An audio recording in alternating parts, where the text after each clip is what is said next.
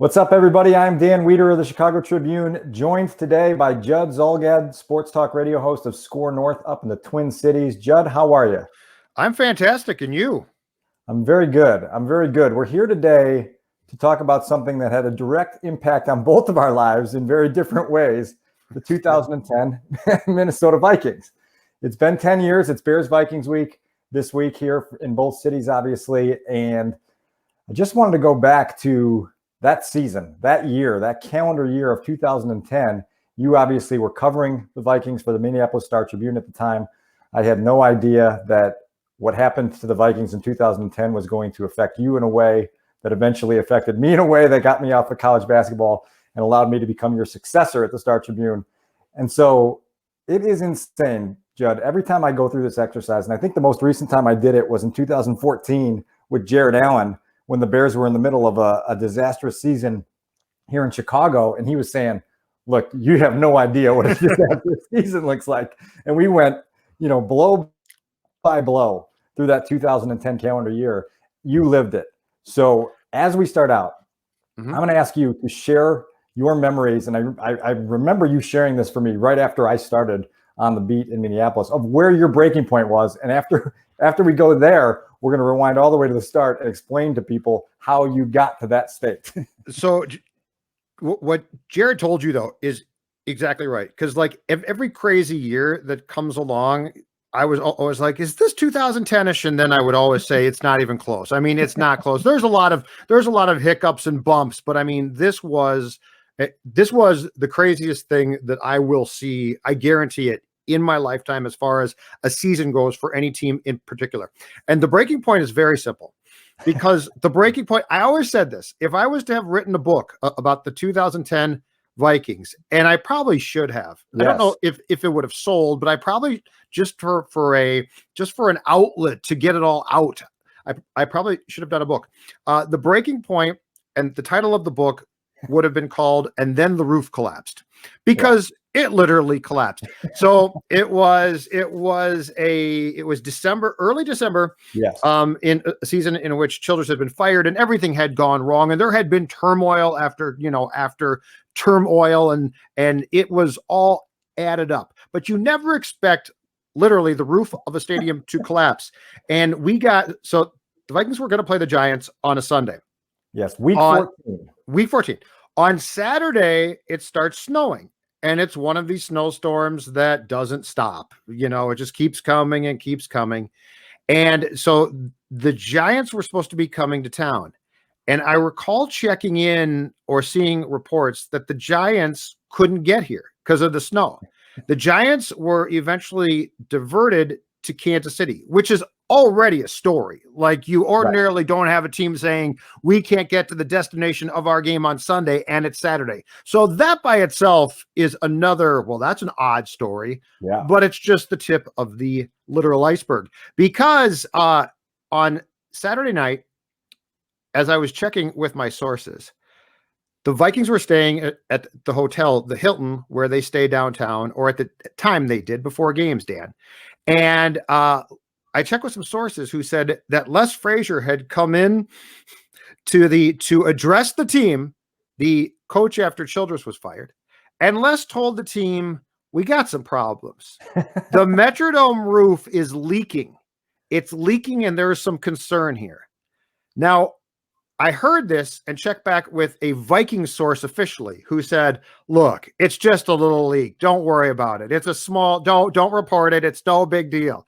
It's no big deal. So I'm like, okay. So I don't know who I believe here, but I'm not going to sound the proverbial alarm and report that the roof is a geyser if it's truly not. I wake up at 5 a.m. on Sunday. I kid you not. And I've got a text from my friend, Kevin Seifert, who used to be on the beat with me before Chip Scoggins. And Seifert's text is, it collapsed. And it's 5 a.m. So I'm like, what? And I'm waking up and I'm groggy.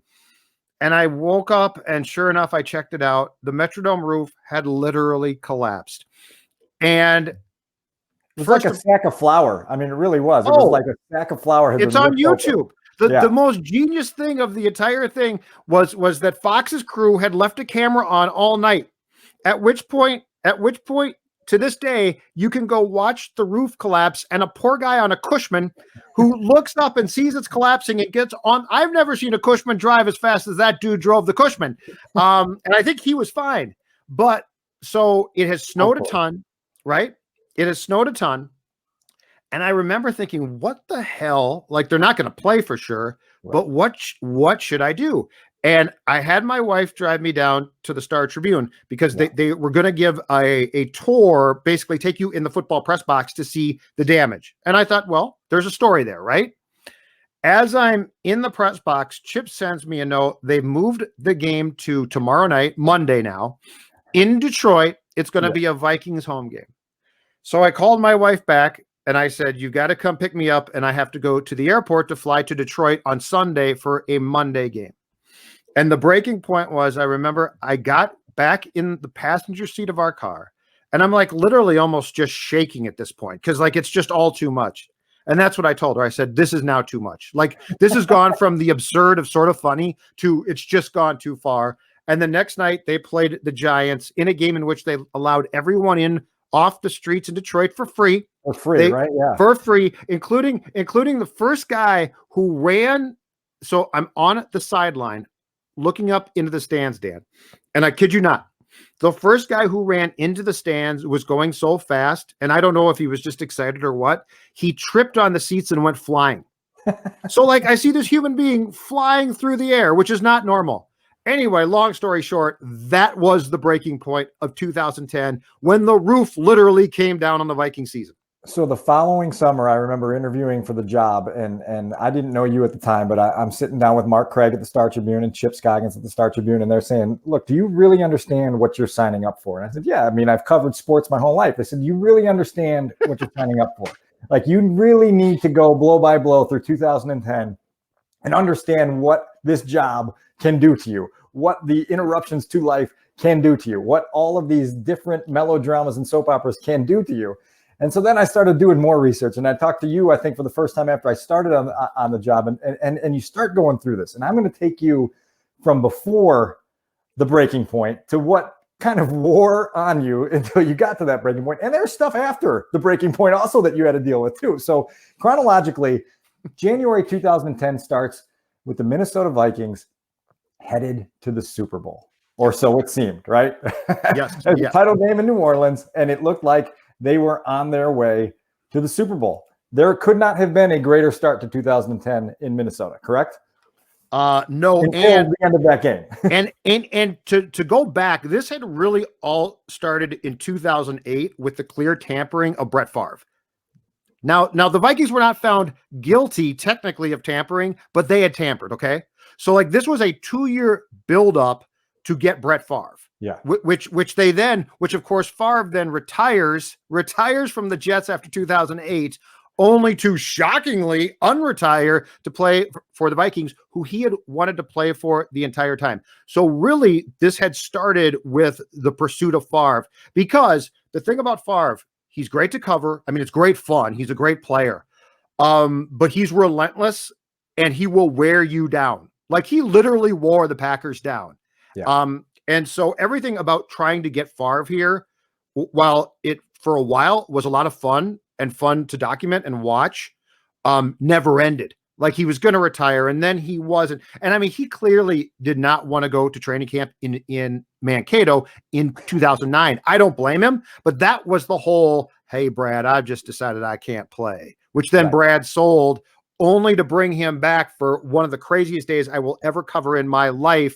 After the Mankato portion of training camp was done, when Childress went to the small St. Paul airport and picked him up with a helicopter following Childress's car to Winter Park. And this is 2009, right? This is yes. But what I'm saying is the disaster of 2010 starts with the pursuit of Favre, which for a while, to your point, January 2010 was great fun. Right. And so then they get in the NFC Championship game, and it looks like they're going to go to the Super Bowl. And then Brett throws the interception that people in the Twin Cities still cannot believe happened, correct? Oh, absolutely. Across his body into the middle of the field but by the way, after the sequence where the Vikings were in field goal range, took a timeout, and then came out of the timeout and had 12 men in the huddle. 12 men in the huddle.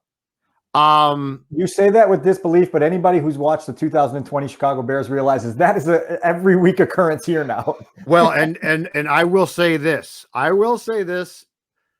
The Chicago Bears are coached by a guy who reminds me so much of Childress. It's frightening. Okay. Andy Reid assistant, offensive genius Reid, right? Childress and I believe Childress and Nagy both come from the tree, but if I'm not mistaken, didn't call plays. Correct. Both demeanor-wise, to me, similar. They're very close friends too. They are. Both of them, at least until Favre for Brad, couldn't find QBs. Like, there are frightening parallels between those two, and largely their problems are the same problems. They're not defense. That's the thing. You know, the Vikings for a while with Brad defensively were just fine. Thank you. Yeah. What couldn't they find? A quarterback. Right. What can't the Bears find? A quarterback. Or an offense. Right. So that's where it started to go haywire in 2010 in Minneapolis. It's that overtime loss in the Saints. All right. So then you get to training camp, and Brett is not going to participate in training camp once again. And so I always get a kick out of the moment where I believe it was Steve Hutchinson, Jared Allen, and Ryan Longwell flew to Hattiesburg, right? I think maybe Childress was thinking about going himself, and then those three guys said, no, let us take the jet. We'll go get Brett. Correct. Right? I mean, this is straight out of a movie script. They told Brad, because Brett didn't like Brad, they told Brad, don't go, we'll go and try. And they get down there, and supposedly the story is surprised Brett. And Brett's like, hey guys, what's going on? And they're like, Brett, you have to come back. Like, let's give it one more chance. We were so close. Right. And the story supposedly, I think, is at one point in time, they're there talking to Brett, and Brett's like, okay, guys, thanks a lot. I'm going to bed.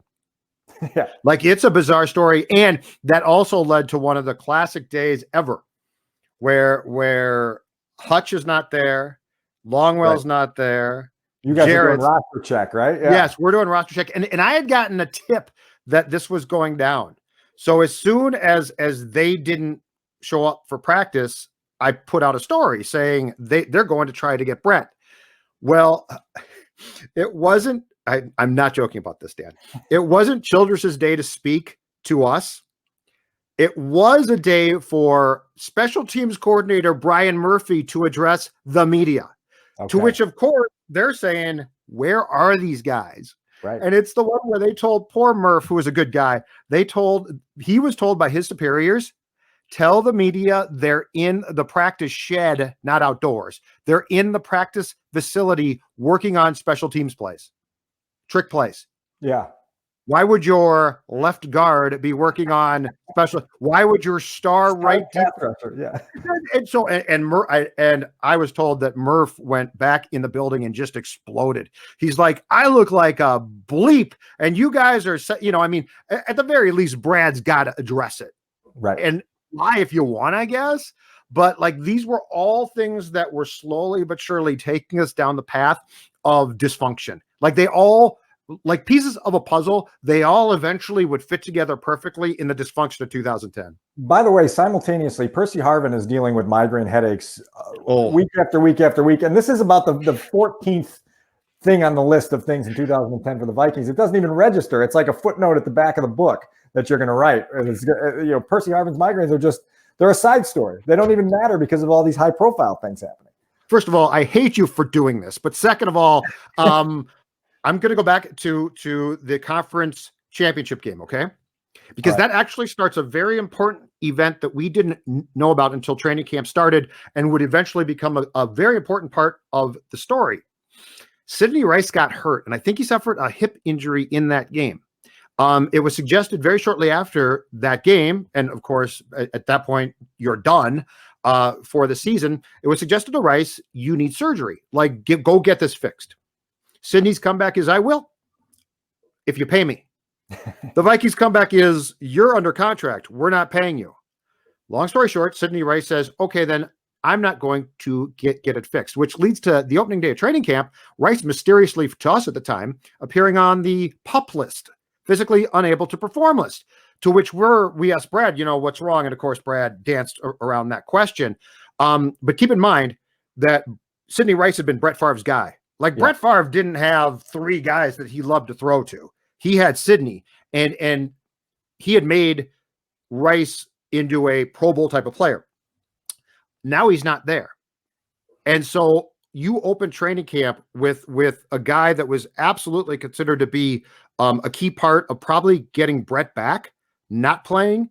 And the question was, for how long? We had no clue it would be for a long time. But that was a very important thing. And then it was, I think we were still in the Mankato portion of training camp when Percy came down with a migraine, and I believe you know what? No, I'm sorry. The real story is his grandma died. And then he subsequently said that he suffered migraines. Anyway, he was done. I believe he didn't show up again in Mankato for the rest of that portion of training camp. And the behind the scenes stories were the Childers got impatient and started to call Percy incessantly, to which Percy's like, bleep this. Yeah. Now I'm not, because Percy was a true recalcitrant type of guy. Like, he was not going to put up with stuff. And so now in training camp, so like we're still in Mankato, you've got your top receiver not there and Percy Harvin not there. And you haven't even played at that point in time, I don't think, a preseason game yet. Right.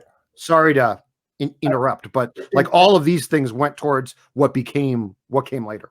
Am I correct that the Favre never set a foot in Mankato in 2010? And when he came to Minneapolis, were there helicopters again in 2010?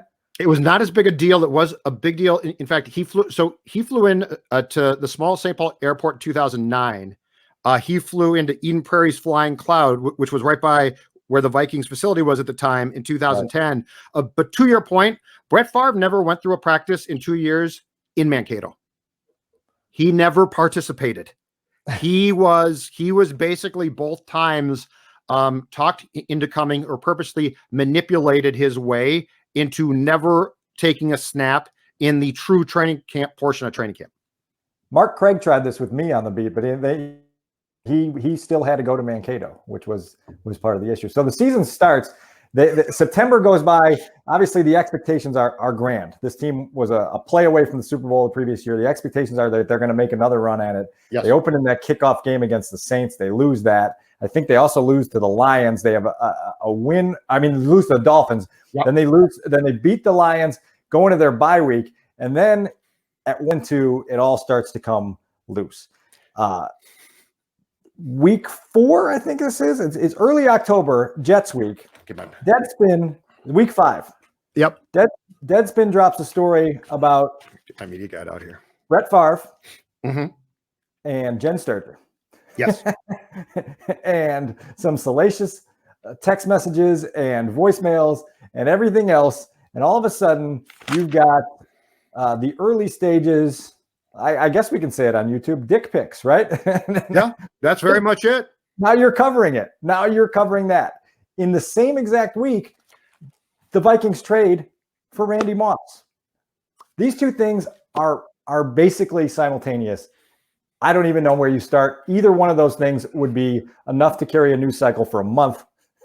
You've got them both simultaneous. Oh, okay. So 3 things here. One is just to go back to training camp briefly.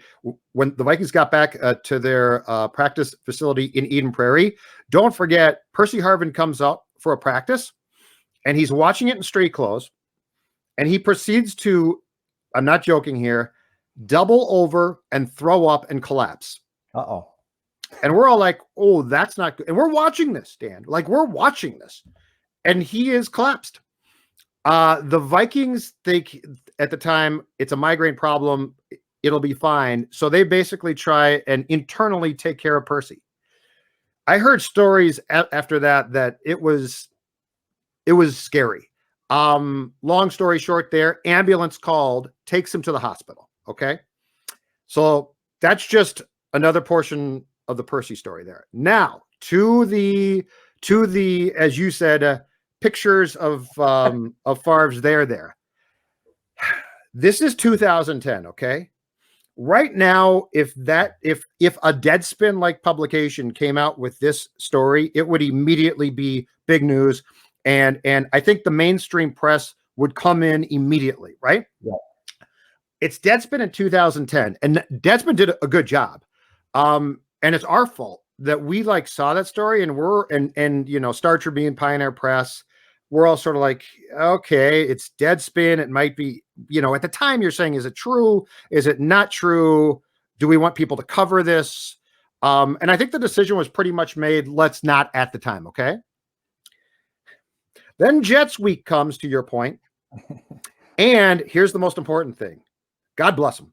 The Twins, who won the division, are playing the Yankees, and they open at Target Field in downtown Minneapolis, meaning the New York media, because the Jets game is in New York, but the New York media, the Post, Daily News, descends on our town. They have nothing else to do on the day that Favre speaks, which is a Wednesday, than go to Favre's Access. And they're going to ask about it. And they did. And good for them. They should have. But this now we're going down the path. And by this point in time, people are calling Jen Sturger, and she's telling them not a ton, but more. Anyway, now it's on, because now it's being covered by the mainstream press in New York, which means that we have to cover the story, which we should have. So now it gets crazy. Now it gets absolutely crazy. Now you're in the middle of a media circus. Exactly right. A New York tabloid circus, my good man.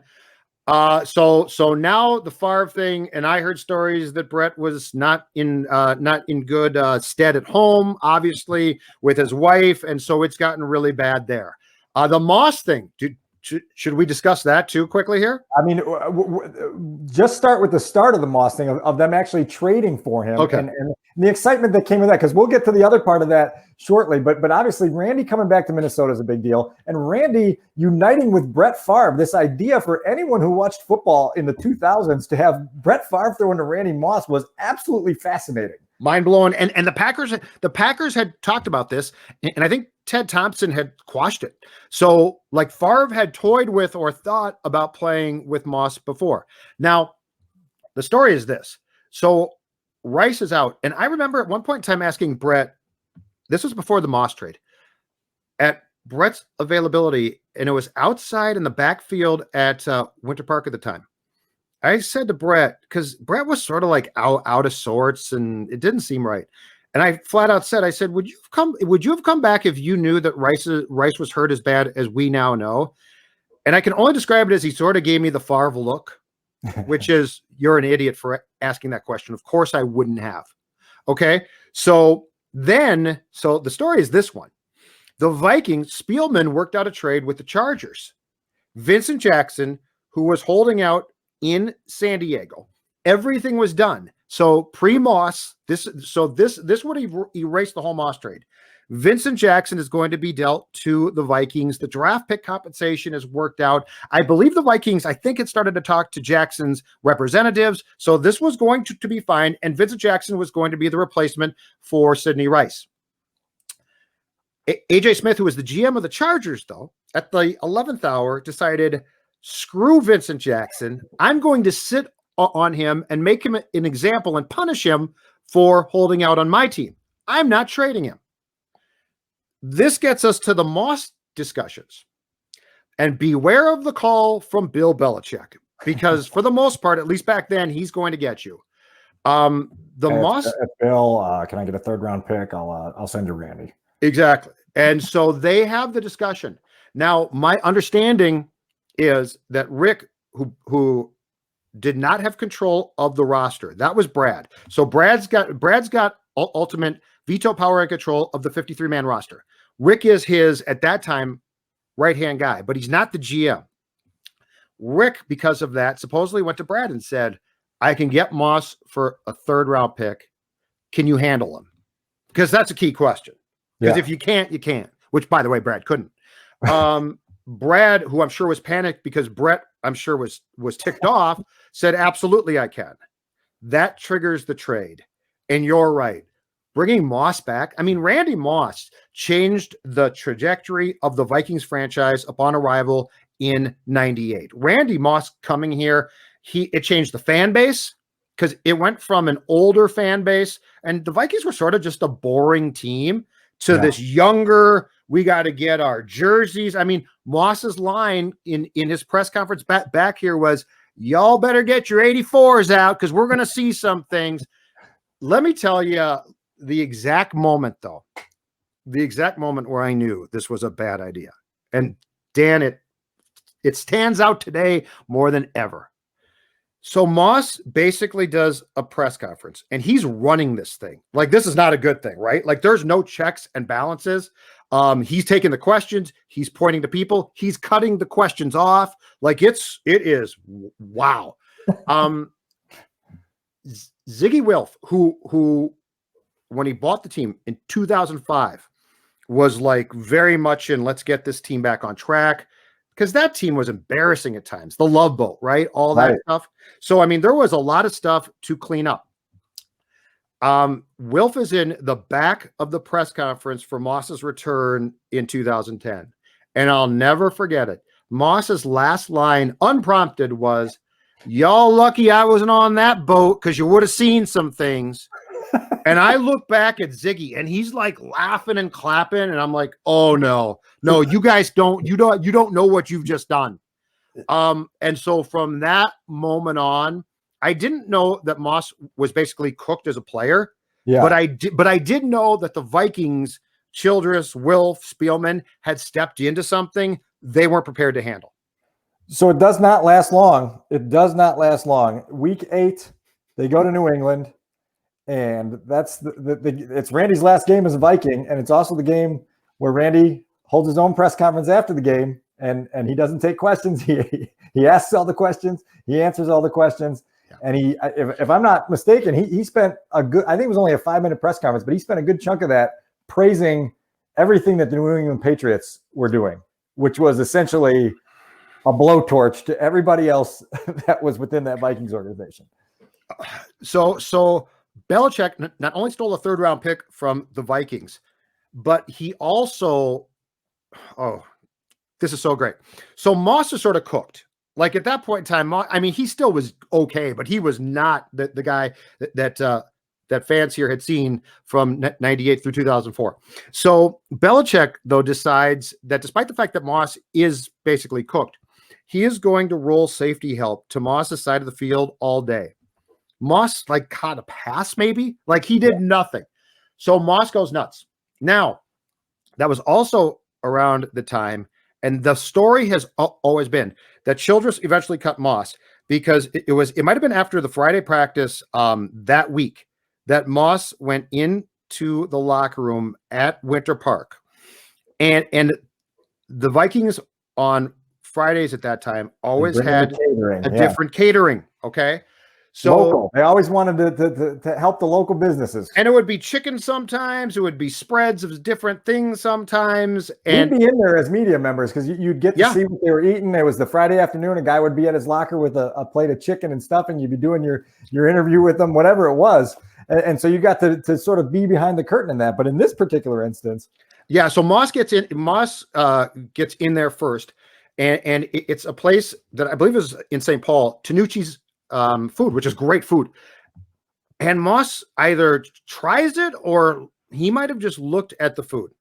And his line was, I wouldn't feed this bleep to my dog. To which a lot of guys saw. We didn't see. It was very loud, correct? But it was really loud, and it was super offensive because, I mean, these poor people bring in their food and they're trying really hard, and Moss didn't care. So I think that was the Friday before the Patriots game, but it was right around that time. And so the word was that was why Moss got cut on the Monday after the Patriots game, but that's not the true story. The real reason why he got cut was because after that Patriots game in Foxborough, the Wilfs have always had a deal where Ziggy and Mark and their friends are in the locker room, win or lose, when the players come in, I think the Wilfs think it's really cool. Hey, look, it's the players coming in. Okay.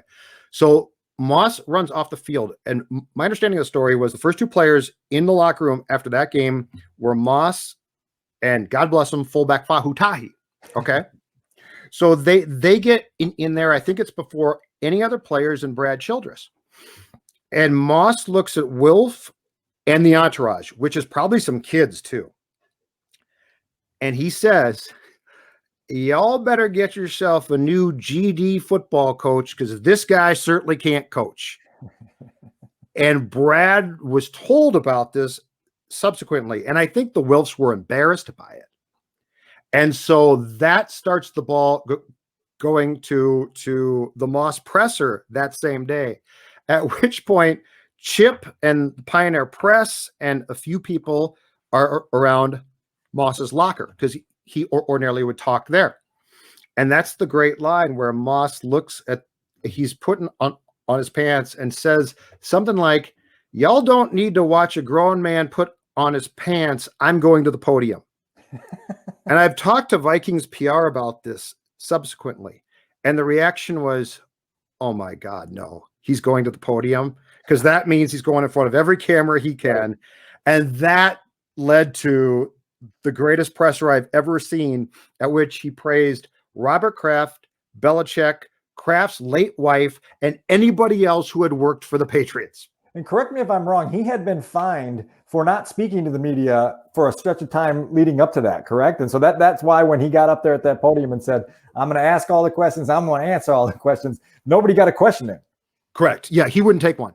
Yeah, in fact, we had gotten to a point where he wouldn't talk. Like he would be around constantly studying his playbook and stuff, but he wouldn't talk. And so it was the only time when I was on the beat that I actually checked with the league. I'm like, guys have to talk, right? Because he was being a jerk just to be a jerk. I'm like, this is a bunch of BS.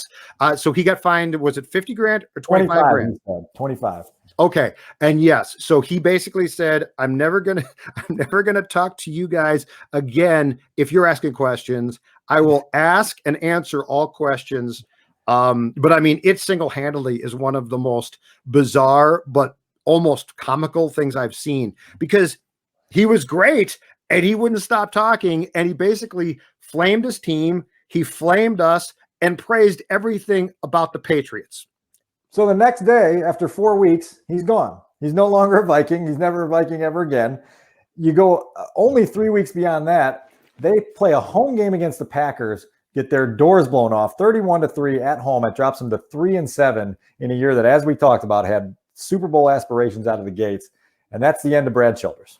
Yeah. So Moss got now your 2010 is finally starting to get interesting. Oh yeah. Yeah. So Moss got cut.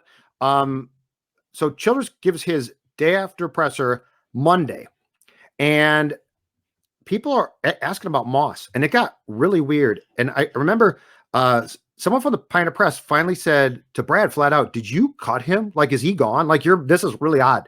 And Brad's like, no, he's not gone.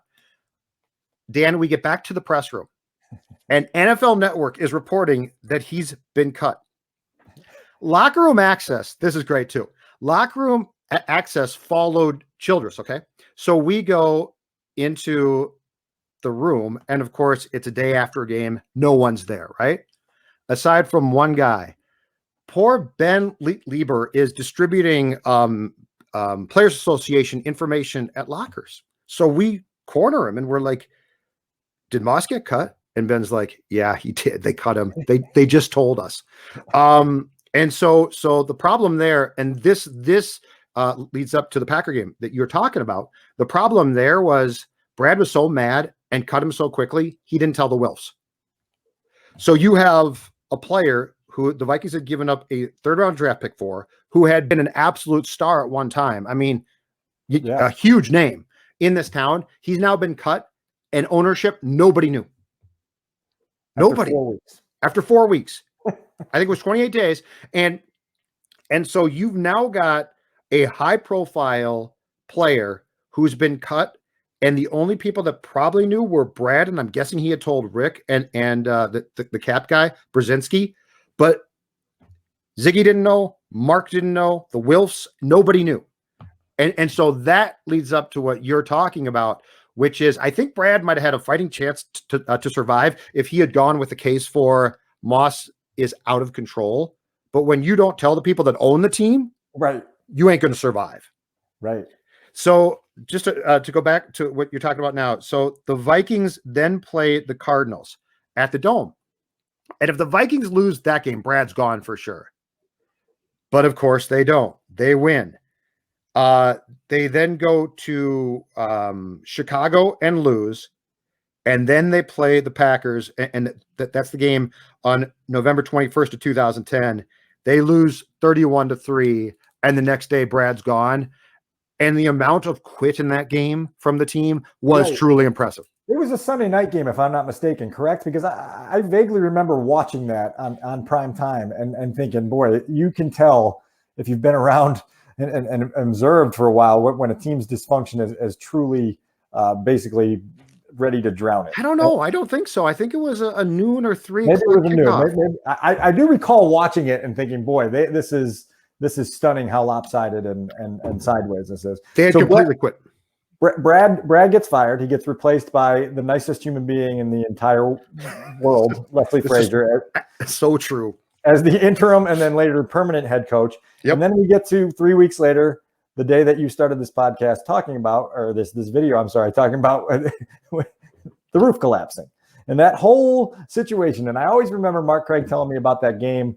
Obviously, the roof collapses. It gets moved to Ford Field. And so you've got Vikings and Giants in Detroit with the doors open to anyone. And Mark saying that it was really cold in Detroit. It's December in Detroit at this point. And so there is a flood of homeless people that are just coming inside the building to get warm for this Vikings-Giants game. And so that's part of this crowd on this Monday night game that was moved to a city that neither team played in. Absolutely. Oh, yeah. Yeah. People came running in. Like they were running in, I think, because they weren't football fans. They were freezing cold. But the Vikings also, as I recall, they tried to stencil the Vikings logo at the 50-yard line and have the gallows horn blow. I mean, it was one of the saddest, most pathetic things I've ever covered. Because it's like, this is a Vikings home game. No, it's not. You're playing in Detroit and your stadium's roof just collapsed and your season's a complete mess. Right. And, to have this whole thing, like I literally want to say at the 50-yard line at Ford Field, they had sort of scrubbed the Lions logo, Dan, and had like stenciled the Vikings. It's like, why did you bother doing this? Let's play this game and get home. Right.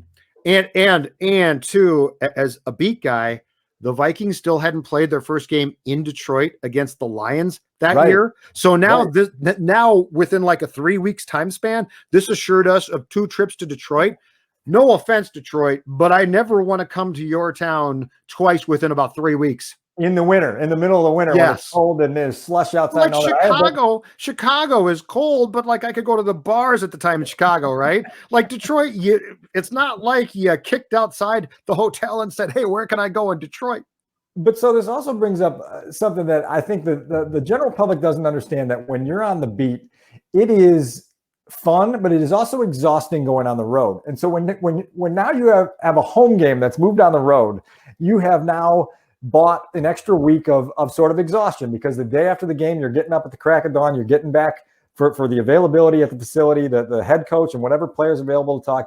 So you've now just bought another week at this time, late in the year, where your team is in the bottom of the barrel of having to deal with that exhaustion. Oh, okay. So no worries, Judd, because the next week you're going to go to Philadelphia for a game against the Eagles. No big deal. It's the end of the year. Let's just get this thing across the finish line.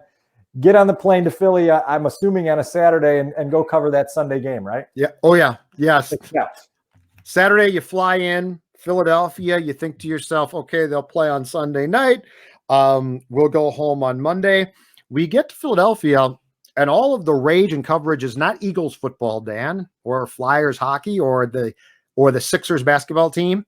It's an incoming massive snowstorm. And so we're sitting there on Saturday night, which would have been December the 27th, so right after Christmas. Oh, this is 2 weeks later, and I skipped a game. Oh, yeah. I'll go back, but keep going with the Philly story, because right, you're there. Okay, so there's all this talk about, are they gonna, have the game or not? And at first you're like, it's football, of course they're gonna play, right? Like ordinarily they don't cancel football games for storms. Right. So I guess the biggest concern initially was, can we get out on Monday, but they're gonna play the game on Sunday? Well, then they're talking about like this massive snowstorm, and it's going to be so windy and it's going to be unplayable.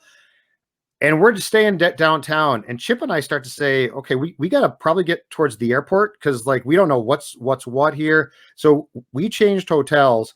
And at some point in time, and again, 2010 and only 2010, the league decides to make the preemptive move, maybe early Sunday, of canceling the game, postponing it, and moving it. Now, there's one flaw. Nobody was too happy at the networks when the Giants-Vikings game got moved to a Monday night because ESPN pays a lot for that night, and the Giants-Vikings game was a Fox game. And so it meant side-by-side games on Monday night, which erodes the viewership for the main Monday night game. So because of this, the league said, well, we don't feel that we can play on Sunday night in Philadelphia. So what we'll do, for the first time, I think, since the 1940s, was we'll have a Tuesday night football game. So we are now in a hotel near the airport in Philadelphia, and it is Sunday. It is Sunday. Yeah, with one day's close. We actually, Chip and I did have to go close shopping, which is a whole nother story. And now we are delayed till a Tuesday night game, meaning we can't leave until Wednesday night. And the coup de grace of the whole thing is not the game itself. It's the fact that Sunday night comes and the snow doesn't. I believe the airport reported 7 inches of snow. I think we've seen football games played through 7 inches of snow. So not only did the game get delayed, not one day, but 2 days to Tuesday, but this huge snowstorm ended up being nothing. Absolutely nothing, which means that it would have been windy if they had played on Sunday night, but they could have played. And yes, Chip and I then had to go clothes shopping because, to your point, we had 1 day of clothes for 3 or 4 days. What I inadvertently skipped over, and that Philly game, Joe Webb starts at quarterback for the Vikings and beats Michael Vick. Obviously, everyone remembers that in the NFL world. But what I skipped over was when we go back to that game against the Giants in Detroit. Yeah, Brett Favre didn't play that night. Brett Favre had a shoulder injury, and it was the end of his 297 consecutive start streak. And so he misses that game. The following week, they can't get back in the Metrodome because it's still filled with a sack of flour all over the field. So they move the game against the beloved Chicago Bears to TCF Bank Stadium on the campus of the University of Minnesota. As you well know, Brett Favre was declared out for that game. His streak of consecutive starts was already over. The team was on its way into the sewer. The season was over. There was no reason for him to play. But the game of football is like a drug to Brett Favre, and he could not sit this game against the Chicago Bears at University of Minnesota out. And so, as Vikings head athletic trainer Eric Sugarman always tells the story, he's in his hotel room early. It was a Monday night game, and he's in the hotel room early Monday morning, and his phone rings, and he picks it up, and there's that familiar voice on the other end that says, "Hey, Shug, does out mean out?" And Shug said he's waking up, and he's like, "What do you mean, Brett?" He says, "Does out mean out?" And he said, "Yeah, it has in every other case in the history of the National Football League. What are you thinking?" "Well, I want to play tonight, Shug. It looks fun out there because there's a dusting of snow coming down." Favre wants to play. He talks himself into the game. Where do I even start with this one? So I did not know until that day that if you were declared out, that you could play. Because I figured gambling wise, that just meant that you couldn't play. Like the league would say, no, you can't play. So that game, Dan, was supposed to be moved, I think, to Atlanta, because where the Vikings and Bears played, which is on the campus at Minnesota, had one problem. TCF Bank Stadium at the time didn't have heating coils. Okay. So it wasn't moved for one reason.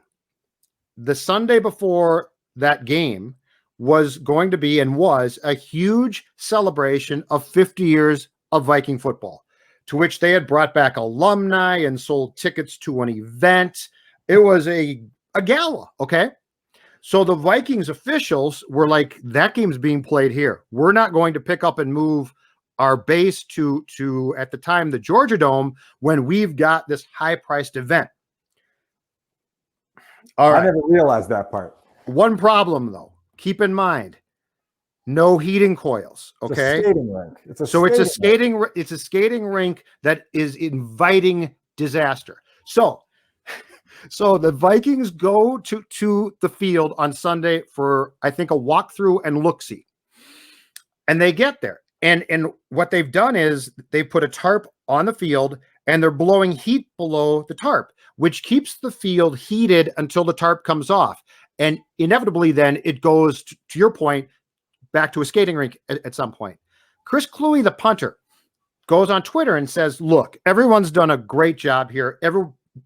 You've all tried hard, but this field is not safe. And I believe his exact tweet was, we're going to get somebody killed if we play this game. So I go to the gala on Sunday night. And of course, the Vikings PR and all the Vikings people are like, it's Cluey. He's a loose cannon. Don't listen to him. You know, he's the punter. It's going to be fine. But by this point in time, I've seen a roof collapse after being told not to be concerned about that. So I'm like, I don't think this is probably smart. Sure enough, to your point, Favre plays. No reason to play. Absolutely Zero. No reason to play. Zero. And the problem is, too, he's playing by that point in time with a checked out team. Okay. So like Right. Brett likes to play. I get that. But this team is playing, to what you're saying, this team is playing for nothing. And a lot of guys are mentally golfing. All right. So during the course of that game, was it the third quarter of that game? I'm not sure when the play occurs. I know the Bears, it's the night that the Bears clinched the division championship. Devin Hester had one of his many returns against the Vikings. He literally skated. He skated right down that field. I think it was 40-14. You probably have the exact score in front of you. It was yes, 40-14. I mean, just a thrashing, but this okay. is until the end. I believe lined up at, would it have been right in for the Bears, Corey Wooten, who would go on to play for the Vikings. He walks right by the tackle, literally walks right by him. Unfortunately, the next guy was Brett Favre. He slams Favre into the turf. I mean, this is what Cluey feared, because by this point in time, the turf is frozen solid. It's hard as a rock. Favre is knocked 6 ways to Sunday, unconscious. Like, he ain't moving.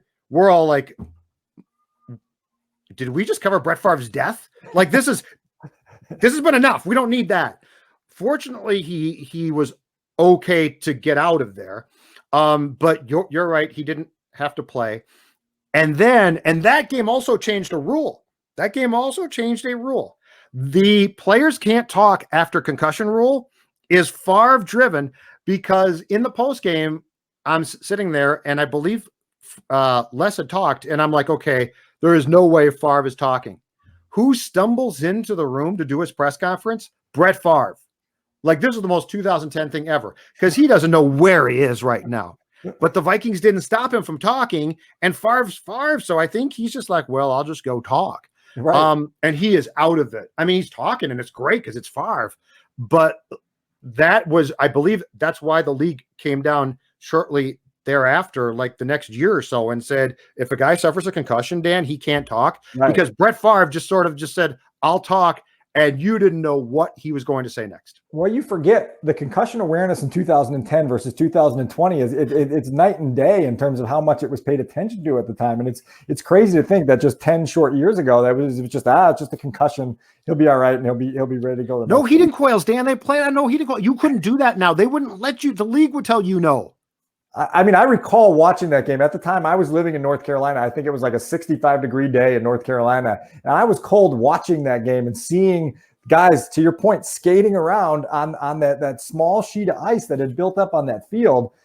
One other question I had for you about Brett Favre is, I remember Chip saying that the challenge of covering Brett Favre was that he wasn't just your quarterback. He was the entire national media's quarterback. And so you guys would get really kind of pigeonholed sometimes from a local media standpoint, where Friday would come, the week shuts down, and then Brett would do some late Friday evenings with Ed Werder, I think Chip used to say. And so you think for most NFL beat writers, Friday evening is the chance to take your breath, exhale, get ready for Sunday.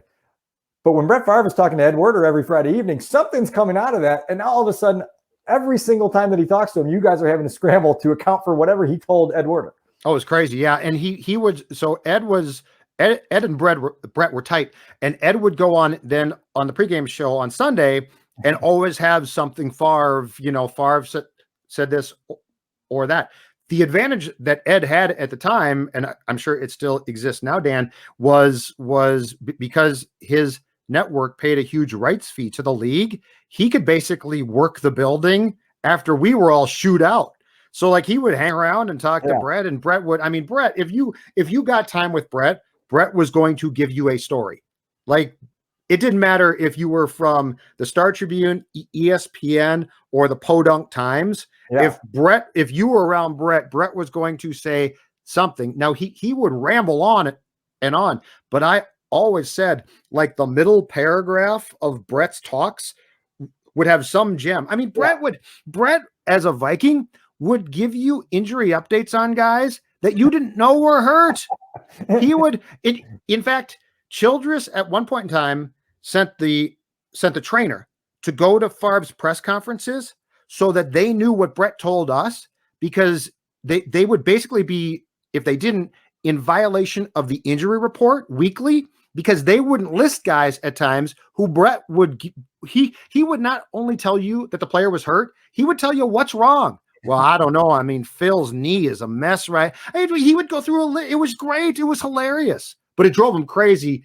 And Brett was exhausting because of how often Brett would break news. Right. And listen, I'm exhausted just recounting this 10 years later off a notebook with bullet points. I can't imagine living that. And I understand why when you get to a point in December of that year where you just make the decision that I can't do this anymore. This is a young man's game. And this is absolute insanity. I don't remember what the timeline was for you in officially sort of pulling the plug, but obviously training camp of the next year, I think. Right. 11. I think I left in, training camp of the next year. But but the thing too is there was a coaching search now. Like they fired Brad. Right. So get the job just right to away. Go on it, you went to Detroit for the second time for the finale. That's the January 2nd of 2011. Closed the book on that season. And to your point, it was an interim coach in Les Frazier. And so they still had to go out hunting for Brad Childress' successor, who ended up being the guy they already had in place. Yep. So they lost the game. They lost the last game in Detroit. But I believe they agreed to Les on a contract that night. And what got Les the job, and Les was, to your point, Dan, you're exactly right, the nicest guy I have covered. Far too nice of a guy to be a head coach in this league. But what got him the job was one thing. He handled the whole snowstorm in Philadelphia so well. And then the Vikings won. But that could have been a complete mess. Players didn't care. They won with Joe Webb. I just found out that on Saturday night, when they found out that the game was probably not going to be played, that they all basically went out and got drunk, and some got in a fight with the guy. Like it was chaotic. But Les did a good job. Yes, they won with Joe Webb. That did two things, which probably in retrospect was not great. One is it got Les the coaching job, no question, because they played a good team and they beat them, and so that got Les the coaching job. The second thing, which was destructive, was it got Puggich the DC job, and Fred Puggich was a position coach. He was born to do that, but he was a crusty, not really open thinking guy. But the game plan, which was absolutely great, was that they had seen enough tape that they decided that Antoine Winfield, the cornerback who played in the nickel a lot, was going to blitz constantly. Yeah. So they sent him, I think at Vic, right? They sent blitzes constantly, and it worked. But that was the game that solidified the fact that Les got that job. So it was done quickly. But yeah, that whole last what, 2 or 3 weeks is just a complete blur because it was just one thing after another after another. At the end of a 12-month period that was full of exhausting events. It's insane. I really was hopeful that the ESPN Films producers would find this story, and on the 10-year anniversary have a 30 for 30 of this, because I would watch it 5 times over. I'm sure you would be a prominent source in it. I'd love to watch it. I mean, it would be as entertaining as it gets in terms of NFL football seasons. I bring it up also because, look, this is 2020. This is a wild season in its own right. We've got COVID. We've got games played with no fans in the stands. We've got games being moved to Tuesdays, which you were a pioneer of back in the day. Thank you very much. Tuesday I don't think anything, and I didn't live it, I don't think anything can top the wildness of that. And I remember in 2014, when the Bears were in the middle of their own Mark Trestman dysfunctional decline, and it was going completely off the rails. And the moment where I remember it was completely off the rails, that they got blown out in back-to-back games by the Patriots and Packers, in which they gave up 50 points. Sure. But Brandon Marshall had been insulted by a Lions fan on Twitter, and then had challenged this Lions fan to a fight. He wanted to meet him in person and challenge him to a fight. And we're all going, wait a second, this is just a random dude on Twitter. And so Brandon held a press conference in front of his locker, or a media availability in front of his locker, and told everyone that he wanted to set up a boxing match against this fan in Detroit to raise money for anti-bullying, which was Brandon just making things up as he went. But it was one of these moments where you're like, oh my God, you just challenged someone you don't know, who you probably have 6 inches and 80 pounds on, to a fight to raise money for anti-bullying. And I remember grabbing Jared Allen at some point in the locker room in the next couple days, and him saying, this isn't the first time I've seen a circus like this. And 2010 was the first thing we talked about.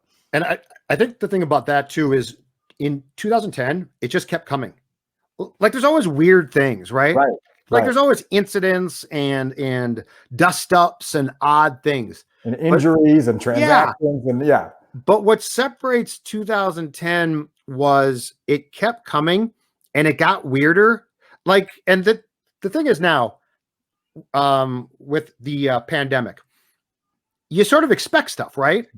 Because like the pandemic, I mean, practices are canceled, or games are moved. The building gets shut down. And it's odd, but it's not surprising. But this was a year in which you literally just started to say, what's next and how weird is it going to be to top what just happened? Like, your roof collapsing on your stadium should be just like the one thing of, wow, that was a weird year, right? And you had to go play in Detroit. That was weird. But literally in the same month then to go to Philadelphia and to not play till Tuesday, you know, I mean, come, and Brett Favre, and for your punter to tweet someone's going to get killed on this field, and it's almost Brett Favre. Right. Like, this is what made it so odd. I'm telling you, there needs to be a documentary. There absolutely needs to be one. I appreciate you taking that walk down memory lane, no matter how much PTSD it caused you. I mean, it is truly crazy. And I just, you know, you look at it, in 2011 and 2012 and the first half of 2013, before I left for Chicago, there wasn't a lot of eventful things that happened on the Vikings beat. I got the nickname the Vikings Whisperer because I think we had an Adrian Peterson arrest, and that was and a Chris Cook, you know, domestic violence case.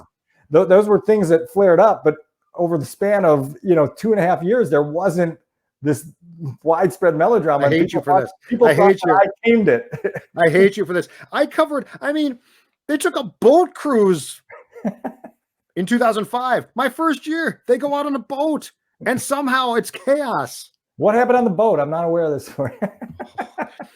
You know, only the Vikings at that time could have imported strippers from Atlanta, which they did, and not thought that the service crew on the boat probably shouldn't be high school kids. Like, only Fred Smoot and company could be like, oh yeah, send the high school kids in to serve us drinks while we have strippers from Atlanta. And as Burke said, what's wrong with our strippers here? Was the great Matt Burke line. What's wrong with strippers here? I'd be offended. Oh man, exhausting, Judd, exhausting. The Vikings. Thanks for taking time out. It is Bears Vikings week. We'll see what this week has to offer us, but in no way will it be anywhere close to as entertaining as what we just talked about. Thanks, Judd. Talk to you.